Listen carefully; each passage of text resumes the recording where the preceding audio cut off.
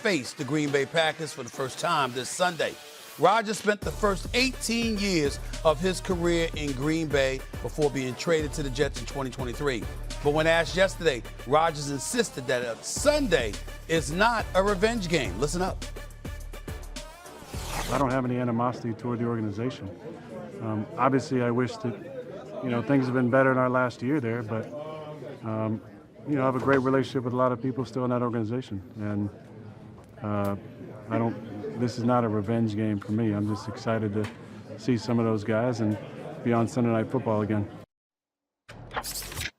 Dan Orlovsky, Ryan Clark, and Mina Kimes join me now. Good to see y'all. Good to see y'all. Sorry for the jabber jaw. Don't tease me too much. I look like a damn chipmunk. Don't tease me too much today, Dan. You look good. You look good. You look good. Okay. So let's get right to it, y'all. Do you believe Rodgers when he says that this is not a revenge game, Dan? No.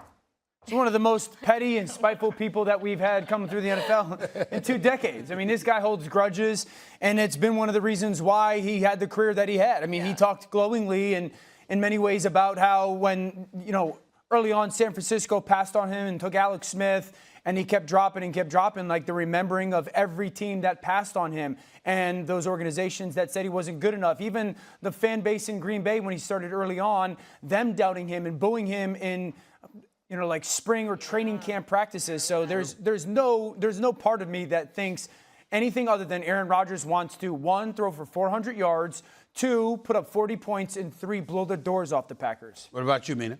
Total agreement. Come on. Give me a break. Yeah. It's Aaron Rodgers. He's been this way his entire career. Lest we forget, the Packers drafted his successor while he was in his prime. He responded by putting up the best seasons of his career, those MVPs. This is just what fuels him. And I want to be clear.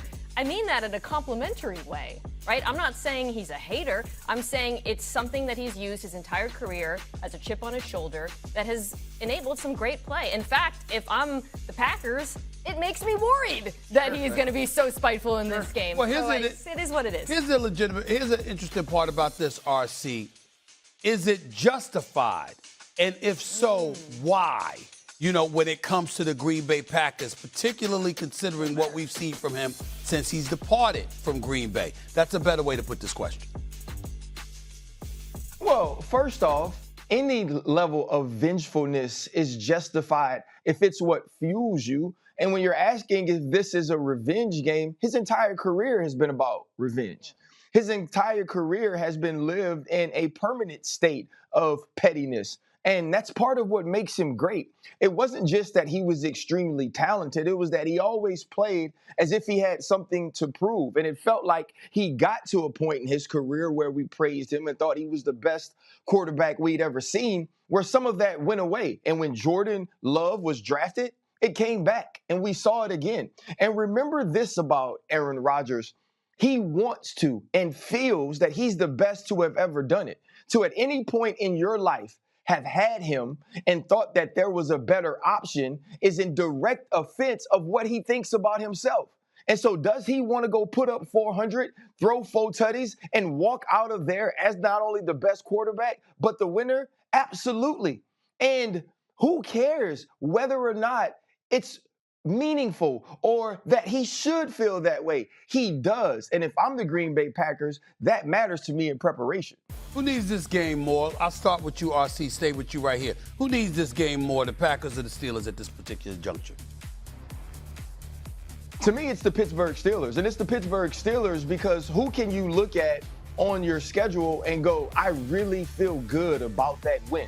Are you looking at the New England Patriots and thinking about those 5 turnovers and feeling like you found a way to go beat a team that's now leading the AFC East? Or are you looking at that game in the way that you should be and say, okay, we probably should have lost that one as well? Are you excited about beating a Jets team, a Browns team, or beating a team in the Vikings that were playing with their backup Carson Wentz? I don't feel like there is a good win on this schedule, a dominant win over a football team that will matter going forward in the future. But if you go beat the Green Bay Packers with the level Micah Parsons is playing at, the way Jeff Hafley is maneuvering defensively, and an offense with Jordan Love and also Josh Jacobs and now a Matthew Golden that's coming along to join that group of tight ends and Romeo Doubs as a number 1, this is a huge win.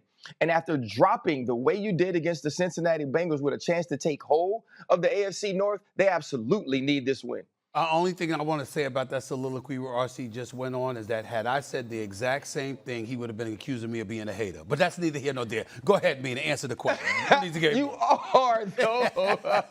I'm in agreement with Ryan. I don't think it's from a wins. I think both teams from a wins-loss perspective, this doesn't really matter. They've built up nice records. I do. I really think so. I think they'll be fine moving forward. The Packers' remaining strength schedule is actually easier, by the way, than Pittsburgh. For me, it's Pittsburgh because I think what Ryan said is exactly right. They're coming off of a humiliating loss. We're looking at this defense, and we're thinking, I can't take this team seriously as a playoff contender because of that defense. Right. Yep. If they don't turn it around and turn around quickly, maybe they win the AFC North, great, but beyond that, no. Whereas the Packers, I think, are going to be a better team in December than they are right now. I think they're a better team than Pittsburgh, honestly, top to bottom, and there's a trajectory for them with those players coming back that I don't see with the Steelers. So for me, the Pittsburgh has to win this right now. Interesting. I say Green Bay. Green Bay's the #1 seed in the NFC right now. And I know it's just in back end of October, a lot of football left. But they're deadlock with Detroit when it comes to like the potential to be the division champion and to be the #1 seed. And the difference of their win-loss, it's like 20% the difference of winning this game or losing this game and being the 1 seed. Why do you think Green Bay's going to be better in December than they are now? Well, some of the skill players that Ryan mentioned coming back, I think, have held back this offense. We've talked about it's already a top 5 offense, but I think it could be even better. So I think when those players come back, there's room to improve on offense. Yeah, I think with Pittsburgh, it's the easiest division to win in football. So if they lose this game, Cleveland doesn't matter. Cincinnati, it's a feel-good thing, certainly what Joe's done, and it's just so unlikely. Baltimore's going to have to go on the best run they've ever had with Lamar coming back to get back in the picture. So for me, it's like Pittsburgh can lose. They're still going to win this division. Two things. Number one, I can't completely and summarily dismiss Cincinnati because they could put up points in buckets, and who knows, they could go on a run, and the Steelers have been losing games late in the season over the last 2 years. That's number one. And number two, you don't take time to give your take by asking me the questions. That added additional time on the clock for you. Don't do it. It also generated Don't do it again. It also You understand? generated conversation. Yeah, wait, okay? You Pat me on the back. Well done. You didn't put the rules up. There we go. No rules, no rules. Not my jabberjaw stuff. I'm in no condition. keep I'm in calling no it condition. jabberjaw? Yeah, and I look like a chipmunk, jabberjaw? man. I look like a chipmunk, man. What do you got in The there? damn root canal, one? man. Alvin Simon or First off, Alvin, Simon, and Theodore were absolutely adorable, Stephen A. So you don't worry That would about be it. me. That would be me. I am adorable. Thank you so much. Chicks over here. Should the Eagles' Super Bowl chances this year rely on Hurts through the air or Saquon on the ground? We aren't seeing eye to eye here. We have major breaking news out of the NBA, by the way. Blazers head coach Chauncey Billups and Heat guard Terry Rozier were arrested this morning as part of a pair of investigations related to illegal gambling. Our reactions and more coming up next. Don't go away.